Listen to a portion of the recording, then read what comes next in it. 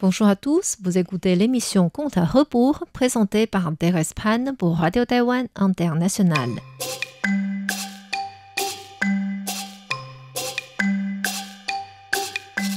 La semaine dernière, nous avons parlé d'un homme s'appelant Wang Hui. Après avoir réussi aux examens officiels, il fut désigné pour gouverner la région de Nanchang. Comme il était sévère envers le peuple, il fut rapidement promu pour assister l'armée nationale à combattre un révoltant qui se nommait le roi de Ning. Malheureusement, l'armée du roi de Ning réussit à conquérir des villes importantes. Wang Hui fut capturé par l'ennemi et pour épargner sa vie, il choisit la capitulation. Manque de chance pour lui, le roi de Ning perdit à son tour peu de temps après et Wang Hui devint un traître du pays. Pour s'échapper de la main des soldats qui le recherchaient, Wang Hui rangea tout simplement un coffre avec quelques livres et un peu d'argent dans une valise. Il se vêtit d'un habit ordinaire et s'enfuit dans la nuit. Le seul objectif pour lui était de s'éloigner le plus possible de la province de Jiangxi en espérant arriver à un endroit où personne ne le connaissait. Parfois, il parcourait la route à pied, parfois en bateau. Plusieurs jours passèrent, le bateau qu'il prenait arriva à Wuzhen, dans la province de Zhejiang. Tous les passagers descendirent du bateau pour prendre un goûter. Wang Hui descendit aussi avec un peu d'argent. Le restaurant était quasiment complet. Il ne restait qu'une place à la table d'un jeune homme qui était seul.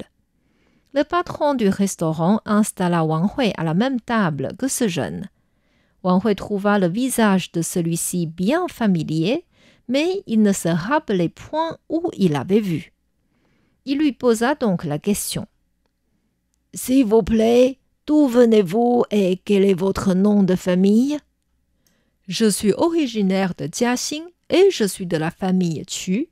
Mon nom est Qu Laixun. » En entendant ce nom de famille rare, Wang Hui demanda « L'ancien gouverneur de la région de Nanchang portait aussi ce nom et il me semble qu'il est venu de Jiaxing également. Est-ce qu'il est de votre famille ?» Étonné, le jeune répondit « Oui, c'est mon grand-père. Quel est votre nom ?»« Ce n'est pas un lieu favorable pour parler. Est-ce que vous avez un bateau personnel ?»« Oui, il est juste au port. » Ainsi, ce jeune régla la facture et invita Wang Hui à monter sur son bateau. « J'ai rencontré le fils du gouverneur Qu. Il s'appelait Qu Jingyu. Est-ce votre oncle ?»« Non, c'était le nom de mon père. » Choqué par sa réponse, Wang Hui demanda « Ah, vous êtes en réalité le fils de monsieur Qu Jingyu.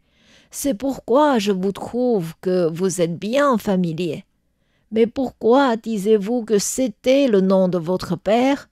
A-t-il déjà quitté ce monde ?»« Oui, il est retourné à notre pays natal après la retraite de mon grand-père et dès l'année suivante, il décéda à cause d'une maladie. » Attristé par cette nouvelle, Wang Hui dit avec les larmes aux yeux. « Nous avons bien discuté l'autre jour à Nanchang, et maintenant nous ne pouvons plus nous voir sur cette terre. Quel âge avez-vous ?»« J'ai 17 ans.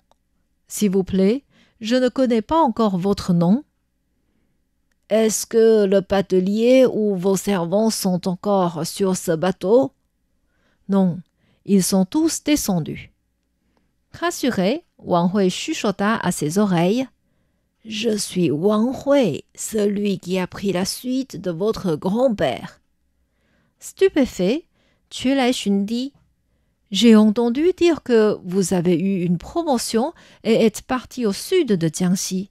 Pourquoi êtes-vous ici dans cet habit simple ?» Sans vouloir dire la vérité, Wang Hui répondit « C'est parce que le roi de Ning a conquis la ville où j'étais. J'ai laissé le sceau officiel dans la ville et me suis vite sauvé sans rien prendre sur moi. »« Et où allez-vous maintenant ?»« Je ne sais pas encore. J'espère aussi trouver un lieu pour m'installer. » Puisque vous n'avez pas réussi dans les combats, ce serait gênant pour vous de retourner en fonction. Mais en attendant de trouver une solution, vous avez besoin d'un peu de soutien. En réalité, je suis venu ici sous l'ordre de mon grand-père pour reprendre une dette auprès de quelqu'un. Je pense que vous en avez besoin plus que nous. Vous pouvez l'utiliser pour trouver un endroit calme et convenable. Lashun entra dans une cabine et sortit 4 enveloppes d'argent, équivalent à 8 kilos en total. Il les ouvrit à Wang Hui et celui-ci dit avec reconnaissance « Le bateau que j'ai pris va bientôt partir. Il faut que j'y aille. Si je reste encore en vie, je vous rendrai cette grâce sans faute de m'avoir aidé dans le besoin. » Il se mit à genoux et s'inclina plusieurs fois devant Lashun. Choqué par ce geste d'un homme plus âgé que lui, Lashun se mit aussi à genoux en réponse. Wang Hui lui dit « J'ai amené avec moi seulement quelques simples affaires, dont un petit coffre contenant des livres. J'ai peur que ces objets dévoilent mon identité. Pour éviter de problèmes ultérieurs, je souhaite vous passer ce coffre. Cela sera un grand faveur pour moi. » Lashun étant d'accord, Wang Hui retourna à son bateau pour le prendre. Il dit adieu à Lashun. « J'y vais donc. Saluez votre grand-père de ma part. Si nous ne nous revoyons plus, je vous rendrai votre faveur dans la prochaine réincarnation. » Avec l'argent que Lashun lui avait donné, Wang Hui réussit à employer un bateau personnel qui l'amena au lac Taihu, au sud de la province de Zhejiang. Il trouva un temple isolé et rentra chez les moines bouddhistes avec un nouveau nom. Une fois retourné à Jiaxing, Lashun raconta à son grand-père sa rencontre avec Wang Hui.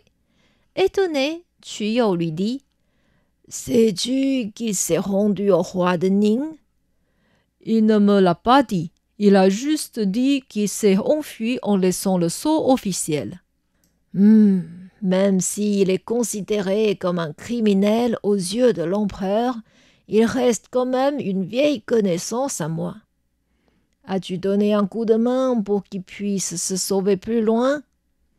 Oui, je lui ai offert les 8 kilos d'argent de la dette que j'ai reçue. C'est bien. Tu es vraiment un fils filial à ton père. Lashun dit « Monsieur Wang Hui m'a offert quelques livres. » Il sortit le petit coffre et montra les livres à son grand-père. Yo parcourut ces livres et vit que la plupart étaient des copies, mais il y avait un livre d'une centaine de pages qui était un original. C'étaient les poésies de Gao Qingqiu. Tous les mots étaient soigneusement écrits par le poète lui-même. Yo s'exclama « Ah, ce livre a été caché pendant des dizaines d'années. Beaucoup de lettrés cherchaient à le lire sans réussir, et il n'existait pas d'autres exemplaires. C'est vraiment le destin que tu l'aies reçu par accident. Il faut le bien conserver et ne pas le montrer aux autres. » Mais Lashun raisonna. « Puisque ce livre est si précieux, pourquoi pas faire une réimpression en mettant mon nom dessus?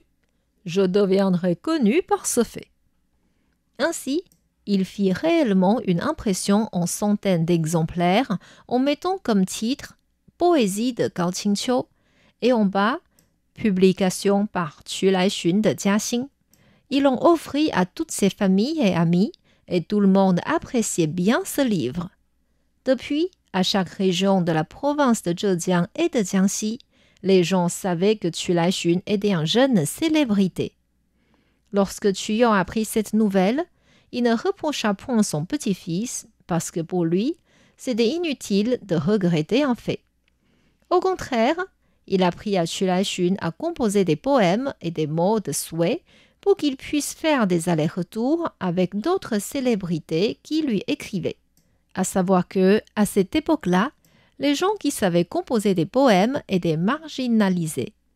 En réalité, le seul moyen d'obtenir la gloire, un titre et de l'argent était de réussir aux examens. et les sujets de contrôle étaient uniquement le contenu des livres confucéens. Il fallait composer des articles selon un style fixé, connu comme essai à 8 pattes. À part ce genre d'article, toute autre forme de littérature était exclue. Composer des poèmes comme dans des dynasties précédentes était considéré inutile car cela ne pourrait point mener les lettrés aux fonctions publiques. Les poètes pouvaient être le mieux vus comme des célébrités. Mais le caractère de Qu était plus proche des taoïstes. Quand Qu Laixun atteint l'âge d'apprendre à lire et à écrire, Qu avait employé quelques enseignants pour lui. Mais comme ils disaient tous qu'il fallait être strict au point d'appliquer des disciplines dures, Qu les licencia tous. Par conséquent, Qu Laixun n'avait jamais fait des études normales entre guillemets. Lorsque Qu Jingyu était encore en vie, il enseignait son fils personnellement. Après son décès, Qu gâtait son petit-fils encore plus qu'avant. Il ne voulait pas qu'il travaille trop dur et fit un don au gouvernement pour que Qu Laixun puisse obtenir une place dans l'école officielle. Le seul souhait de Qu envers son petit-fils était qu'il soit content de son sort. Qu Laixun se réjouissait aussi de cette vie facile. Est-ce que ce caractère et cette ambiance familiale lui causeront des soucis ultérieurs? Pour en savoir plus, je vous invite à revenir la semaine prochaine au Conte à rebours.